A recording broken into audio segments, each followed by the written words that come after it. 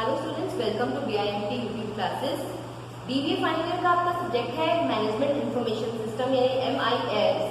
इसमें हम अपना यूनिट सेकंड का नेक्स्ट टॉपिक कर रहे हैं जो है स्ट्रेटेजिक प्लानिंग। कि स्ट्रेटेजिक प्लानिंग क्या होती है। इससे पहले प्रीवियस लेक्चर में हमने कॉर्पोरेट प्लानिंग के बारे में पढ़ा था। इस लेक्चर में हम स्ट्रेटेजिक प्लानिंग के बारे में पढ़ेंगे। Strategic planning is an organisational management activity that is used to set priorities, focus energy and resources, strengthen operations, ensure that employees and other stakeholders are working toward common goals। कि main हमारे एक ऐसी management activity है strategic planning जिसमें हम सब देखते हैं कि सारे काम सही तरीके से हो रहे हैं या नहीं हो रहे हैं। हम हर वर्क के लिए मतलब कोई भी डिपार्टमेंट है, कोई भी एम्प्लॉय है, कोई मैनेजमेंट का पर्सन है, सबके लिए हम स्ट्रेटजीज बनाते हैं जिसके अकॉर्डिंगली उन्हें वर्क करना पड़ता है ताकि सभी एक ही डायरेक्शन में जाके अपने कॉमन गोल्स को अचीव कर सके।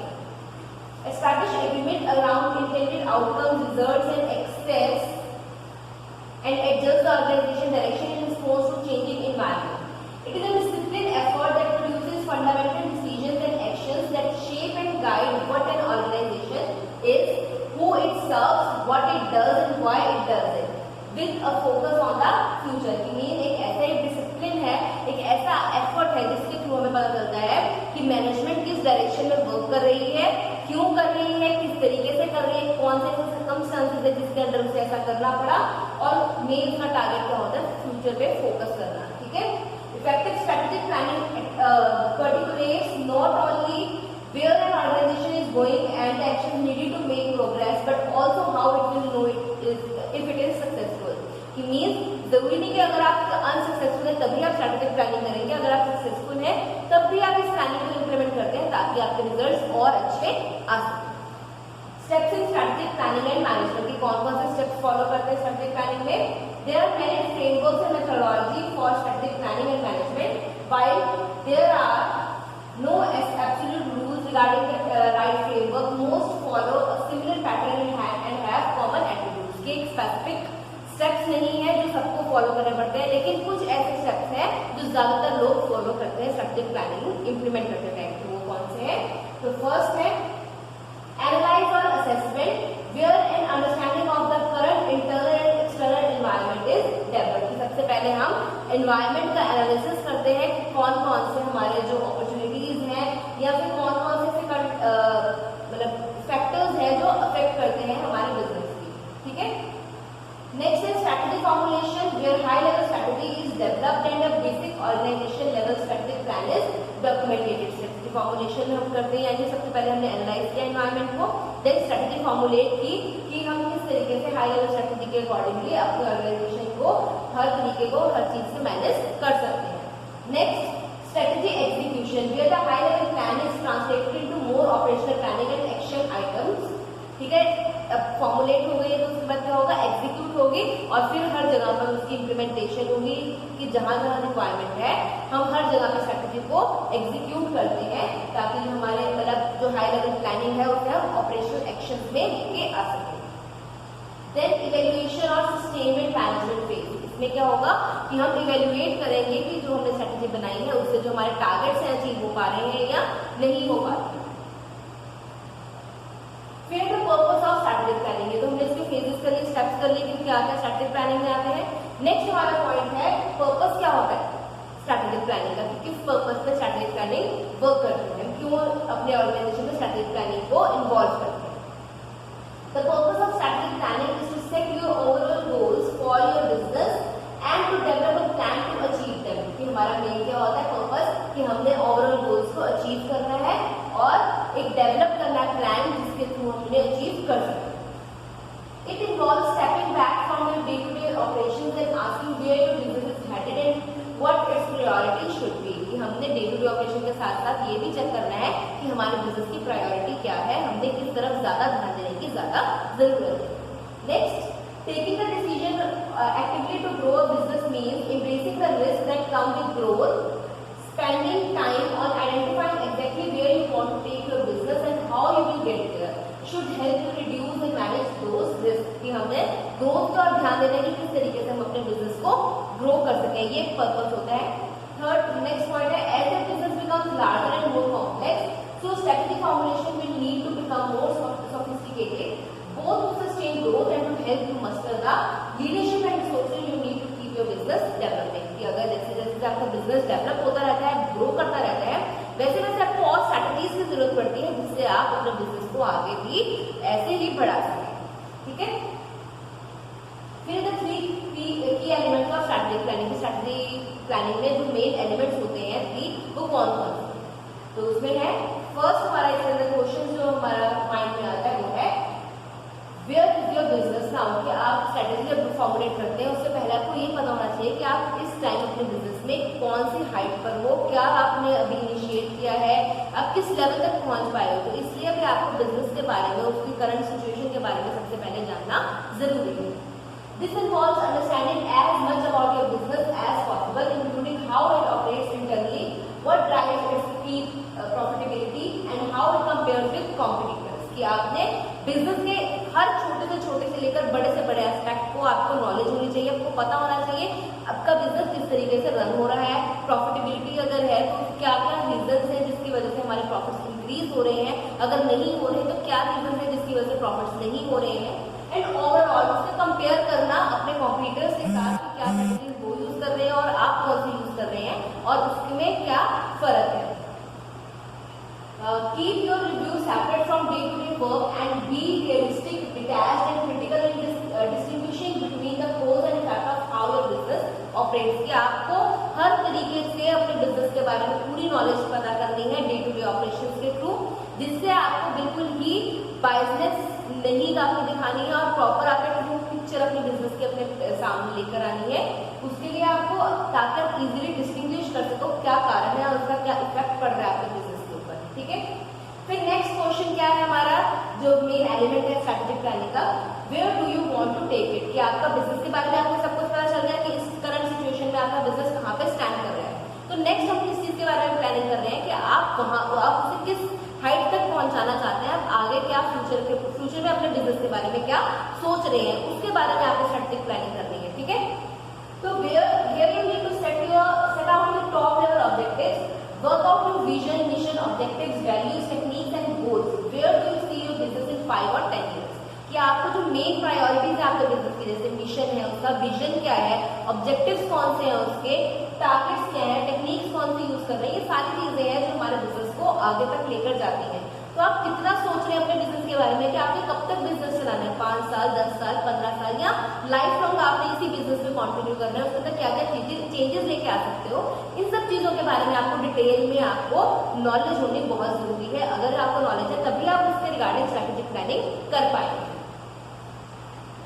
What do you want to be the focus of your business and your source of competitive advantage over your rivals and the marketplace? This step should be the foundation of the final plan and motivate change। कि अगर आपका ये step आप सही ढंग से, सही direction में सोच सकते हैं कि आप कहाँ पर लेके जाना चाहते हैं, अपने राइवल से आगे लेके जाना चाहते हैं, राइवल से क्या आपके कॉम्पिटिटिव एडवांटेज है। कॉम्पिटिटिव एडवांटेज यानी एक ऐसा कौन सा फैक्टर है जो आपके कॉम्पिटिटर से आपको एक कदम आगे रखता है, आपको एक बेनिफिट प्रोवाइड करता है। ठीक है, तो आपको सब नॉलेज होनी चाहिए उस चीज के बारे में, और कौन से सोर्सेज हैं जो आपको कॉम्पिटिटिव एडवांटेज प्रोवाइड कर रहे हैं ये भी आपको पता होना जरूरी है। ठीक है, तो ये अगर आपको पता चल जाता है तो this is the foundation step of final जो हमारा स्ट्रेटेजिक प्लानिंग के अंदर पॉइंट आ रहा है, उसका ये फाउंडेशन स्टेप है कि अगर आपको पूरी नॉलेज है कि आपका बिजनेस क्या है एंड देन आप अपने बिजनेस को कहाँ लेके जाना चाहते हो, अगर आपको ये आप क्लियर है अपने माइंड में टॉपिक्स के ऊपर पे, तो आप इजीली अपने बिजनेस को आगे लेके जा सकते हैं, सर्वाइव कर सकते हैं। और थर्ड एलिमेंट क्या है, what do you need to do to get there. कि अब आपने सोच लिया मैं यहाँ पे बिजनेस को लेके जाना चाहता हूँ, इतना ग्रो करना चाहता हूँ, लेकिन आप उस हाइट तक पहुंचने के लिए क्या क्या करना चाहते हैं, कौन से स्टेप्स यूज करेंगे, ये इंपॉर्टेंट है। ये आपको पता होना चाहिए कि आप इसके लिए क्या क्या कर सकते हैं, आपके पास कौन से रिसोर्सेज अवेलेबल है जिसके थ्रू आप अपने जो भी टारगेट्स हैं, ऑब्जेक्टिव्स हैं, उन्हें अचीव कर सकते हैं।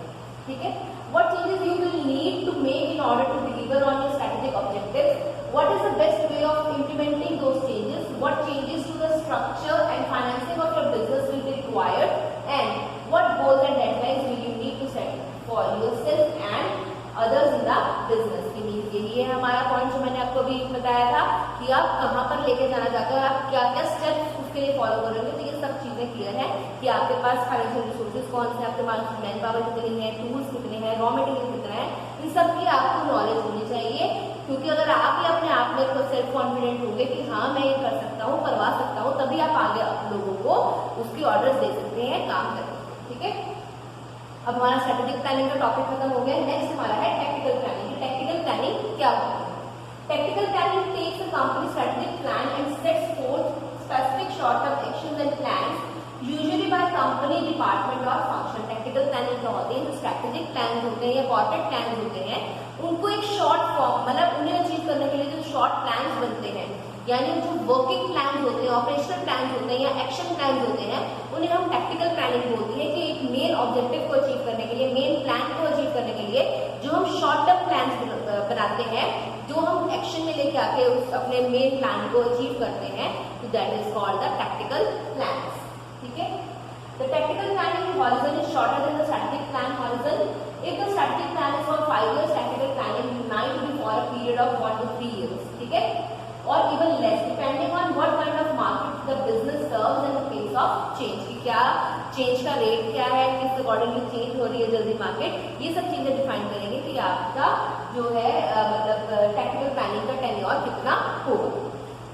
Technical planning is such as important for a company's strategic planning process that management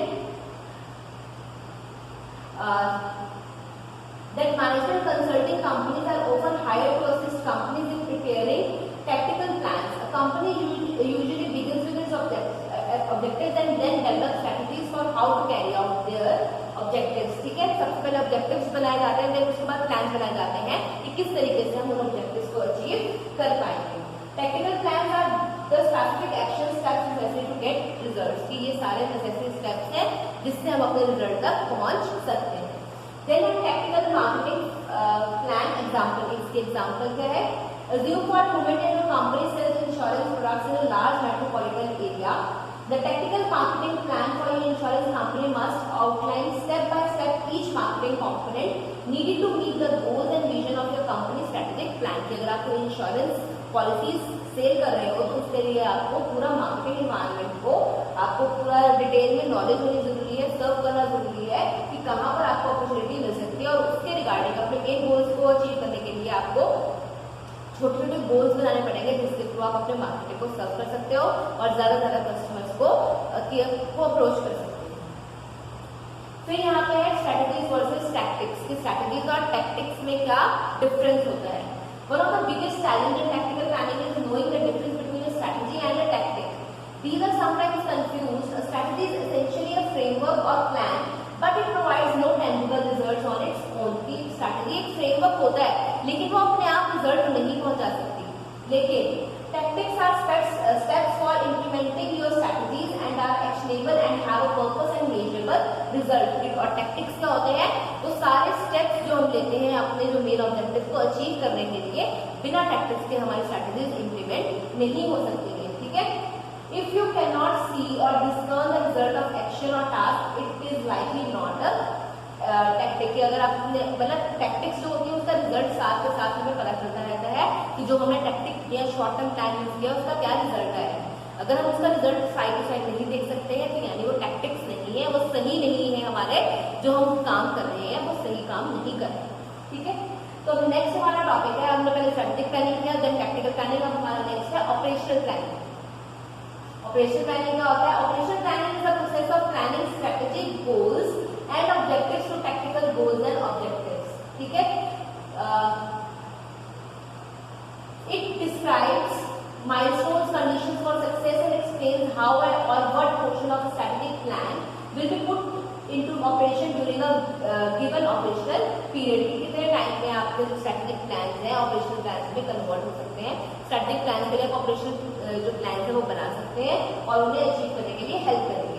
In the case of commercial application, a fiscal year or another given budgetary term, an operational plan is the basis for and justification of an annual operating budget request. ठीक है, operational plan क्या होते हैं? हमारे जैसे budget होता है, एक हमें 1 ईयर के लिए दिया जाता है, उसके अंदर जो जो हमारी स्ट्रेटेजीज होती है, शॉर्ट टर्म प्लान होते हैं, उन्हें हम अचीव करते हैं। वैसे ही स्ट्रेटेजीज के लिए हम ऑपरेशनल प्लान बनाते हैं, लिमिटेड टाइम पीरियड के अंदर होते हैं और साथ के साथ हम उन गोल्स को अचीव करते रहते हैं, जो side by side strategic plan भी हमारे अचीव होते हैं। Operational plans should establish the activities and budgets for each part of the organization for next 1 to 3 years. years, इन्हें 1 to 3 years के लिए बजट प्रिपेयर करना होता है. They link the strategic plan with the activities of the organization will deliver and the resources required to deliver them. ये link करते हैं strategic plan को एक्टिविटीज के साथ ऑर्गेनाइजेशन की, जिससे हम अपने गोल्स को अचीव कर पाते हैं और कौन से रिसोर्सेज हमें चाहिए जो हमें डिलीवरी के लिए अपने प्लान को एग्जीक्यूट करने के लिए चाहिए और किस तरीके से हमें वो डिलीवर हो सकते हैं. ये सब हम ऑपरेशनल प्लान के थ्रू ही पता करते हैं. An operational plan draws directly from agency and programs. Strategic plans to describe agency and program missions and goals, program objectives and program activities.